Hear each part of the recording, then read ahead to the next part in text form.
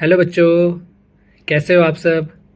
बच्चों, पिछली क्लास में हमने जो क्वेश्चन दिया था मैंने होमवर्क प्रॉब्लम, इसका अब सोल्यूशन देखते हैं। आपने ट्राई किया होगा।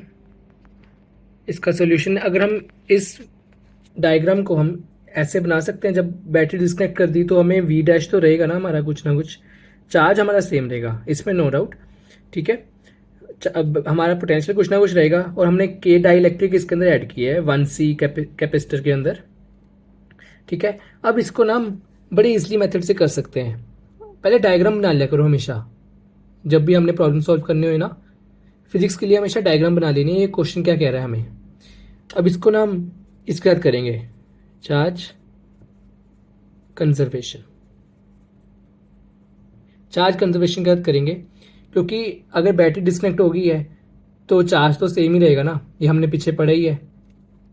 तो अब देखो, पहले था हमारा, उसके अंदर देखो, पहले इसके अंदर चार्ज क्या था, 2CV, क्योंकि यहाँ पे पोटेंशियल V है, यहाँ पे पोटेंशियल V है, यहाँ पे V डैश है, यहाँ पे भी V डैश है।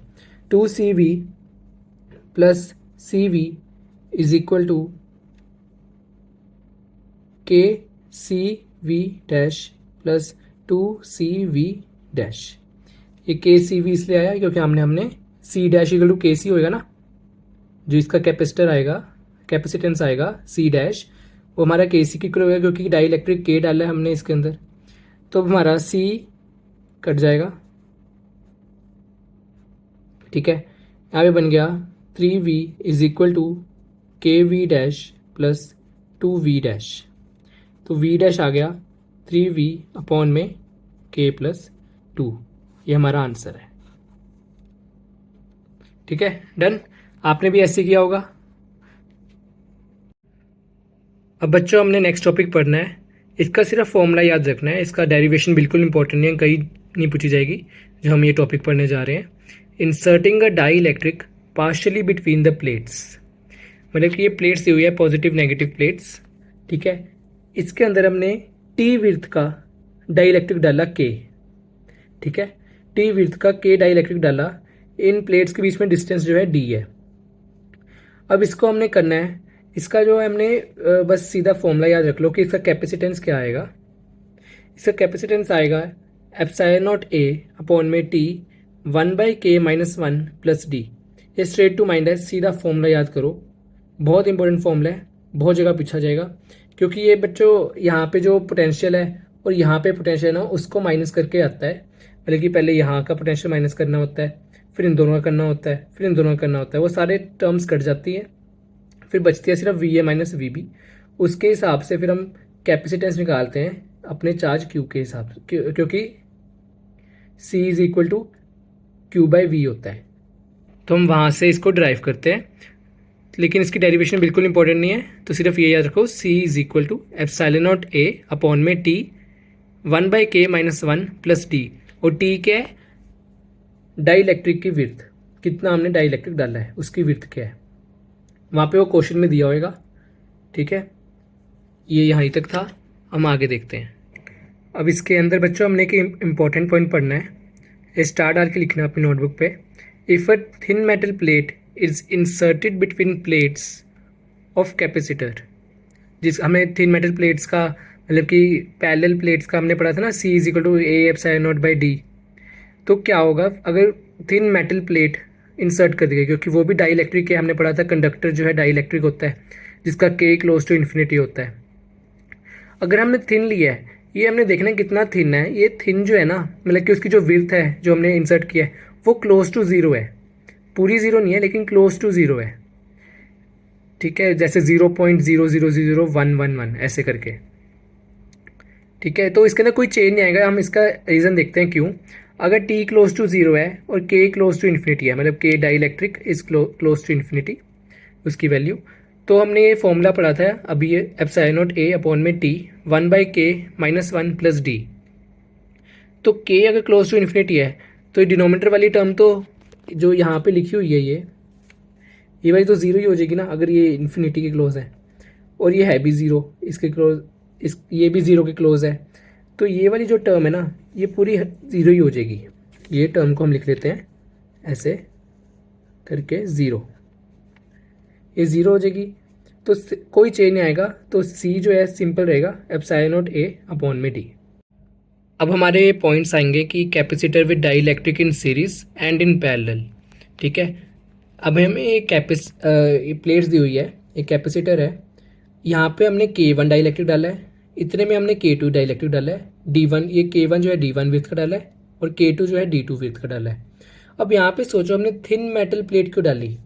अभी हमने पढ़ा थिन मेटल प्लेट डालने से ना कोई चेंज नहीं आता कैपेसिटेंस में, तो इसलिए ये डालना थोड़ा रेलेवेंट रहता है ताकि हमारे कैपेसिटेंस में कोई चेंज ना आए।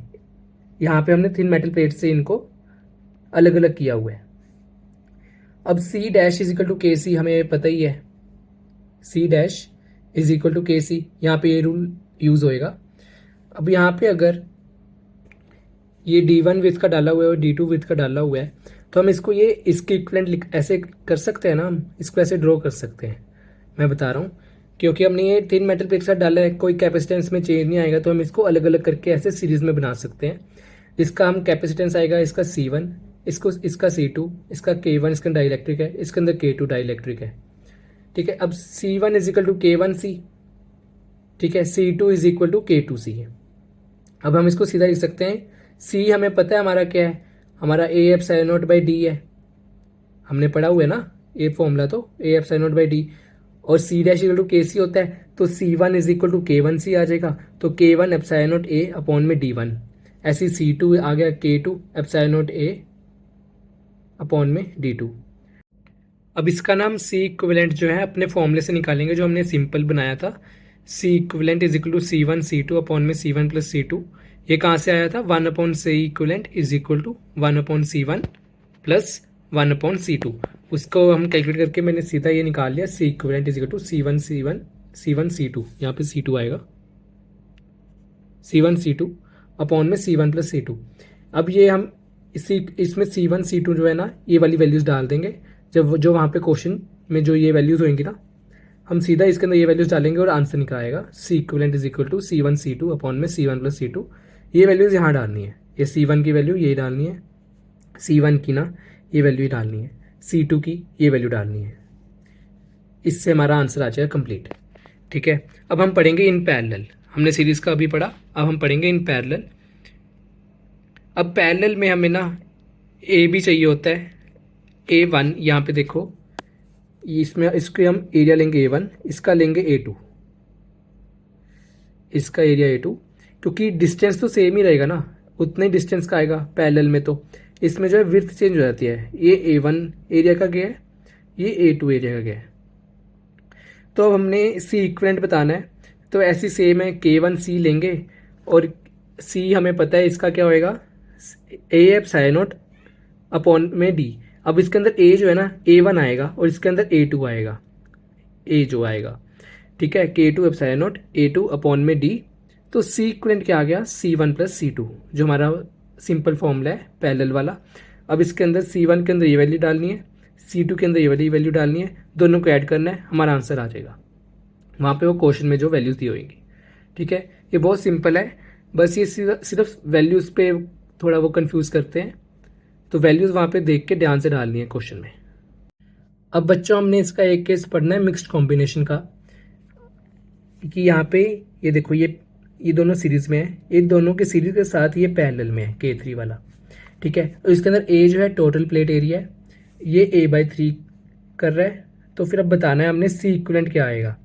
अब इसको थोड़ा हम ईजिली हम थोड़ा पहले डायग्राम से ड्रॉ कर लेते हैं, ऐसे बना लो C3, यहाँ पे C1, यहाँ पे C2, ये दोनों सीरीज़ में है, ये इसके साथ पैरेलल में है C3। ठीक है, अब सोचो कि अगर ये A/3 है तो ये कितना आना चाहिए, ये 2A/3 आना चाहिए ना, तभी मिला के A बनेगा ना completely, 2A/3 plus A/3 is equal to 3A/3, तो 3 कट जाएगा, तो और A आ गया फिर एरिया, टोटल एरिया तो A ही होना चाहिए ना, जो मैंने लिखा ही हुआ है टोटल प्लेट एरिया A। और अब देखो C1 क्या होएगा, C1 जो है ये वाला K1 epsilon not 2A/3 upon में D2, इसकी लेंथ जो है D2 है, विड्थ मतलब। ठीक है, और C2 K2 epsilon not 2A/3 upon में D1, इनका एरिया तो सेम ही रहेगा, सिर्फ इनकी ये चेंज होएगी लेंथ d1 d2। और C3 देखो K3 epsilon not A/3 upon में d2 प्लस d1। अब सोचो सी इक्विवेलेंट क्या आएगा, सी इक्विवेलेंट आएगा C1 C2 अपॉन में C1 plus C2 plus C3। पहले इन दोनों को कैलकुलेट कर लो, ये क्योंकि सीरीज में है तो सिंपली आ जाएगा ये K1 प्लस K2 वाला, मतलब कि सी इक्विवेलेंट C1 C2 अपॉन में C1 प्लस C2। फिर उसको जो है इसके साथ पैरेलल में कर लो, जो उसका आंसर आया प्लस C3। अब एक बहुत इंटरेस्टिंग टॉपिक करेंगे हम, मतलब कि इसी का ये आगे का थोड़ा एक्सटेंडेड वर्जन है, थोड़ा एडवांस्ड वर्जन है। ये देखो, अब हमें ये 4 कैपेसिटर्स दे दिए, मतलब कि 4 डाइलेक्ट्रिक्स डाल दिए कैपेसिटर के अंदर। ये जो है थिन मेटल प्लेट है अपनी। अब ये हम देखो ये 1-2 सीरीज में है, 3-4 सीरीज में है, और ये दोनों फिर इज इन पैरेलल। 1-2 सीरीज में है, 3-4 पैरेलल में है, और जो इनका फिर आएगा वो पैरेलल में है। अब बताओ, हम पहले सीरीज को कैलकुलेट करेंगे। हम ऐसे भी तो कर सकते थे कि 1-3 पैरेलल में है, 2-4 पैरेलल में है, फिर वो जो है सीरीज में होंगे। हमने ऐसे क्यों नहीं किया, ये सोचो। ये थोड़ा वीडियो को पॉज करो और सोचो। इसका एंड इसी में है P1 P2 में, मतलब पोटेंशियल में। ये P1 P2 पोटेंशियल है, because the potential difference at points P1 P2 is different.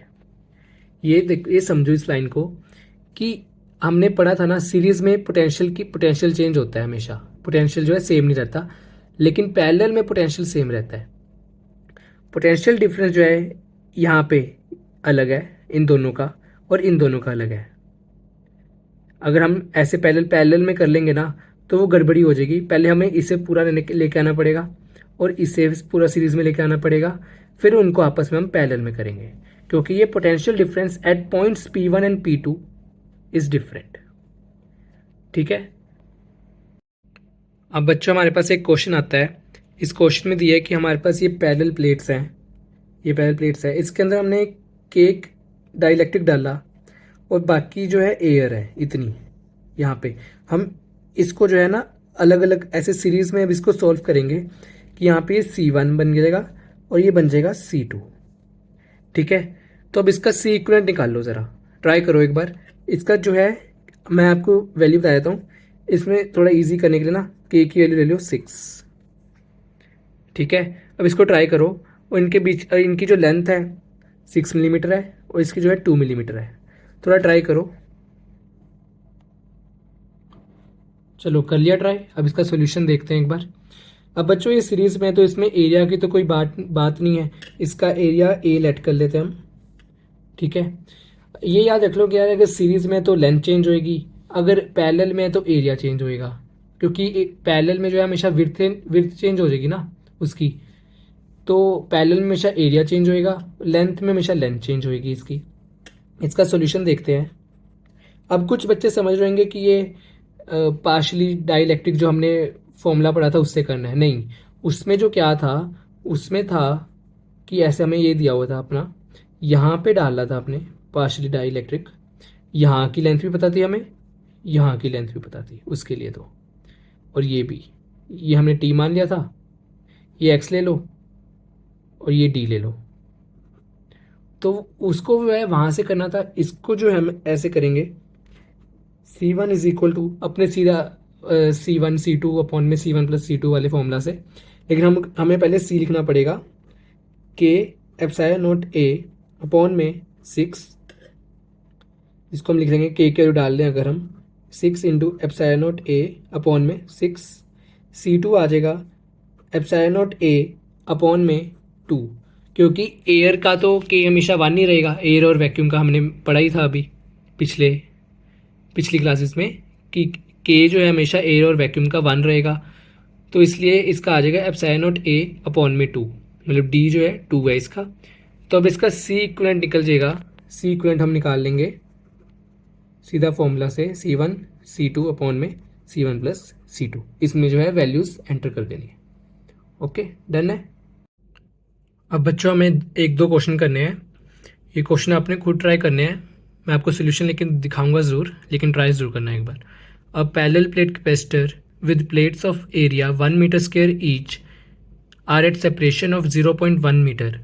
If the electric field between the plates is 100 Newton per coulomb, the magnitude of charge on each plate is। ठीक है, इसमें epsilon not की value भी दी हुई है हमें और ये ऑप्शंस भी दिए हुए हैं ए बी सी डी। इसको फटाफट ट्राई करो, वीडियो को पॉज करके ट्राई करो। बेटा ऑनेस्टी दिखानी है, ऑनेस्टी इज द मेन की टू सक्सेस।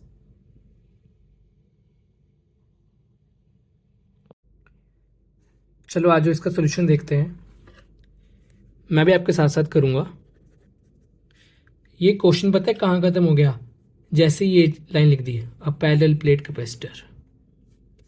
ये हमने सेम टू सेम किया हुआ है, क्लास के नोट्स में ही है कि E is equal to parallel plate capacitor का E क्या होता है, सिग्मा बाय एप्सिलॉन नॉट। हमने किया नहीं था कि यहाँ पे ये दो प्लेट्स बनी हुई थी, ठीक है, एक का आएगा सिग्मा बाय 2 एप्सिलॉन नॉट, एक का आएगा सिग्मा बाय 2 एप्सिलॉन नॉट, दोनों को ऐड कर लेंगे तो सिग्मा बाय एप्सिलॉन नॉट आ जाएगा।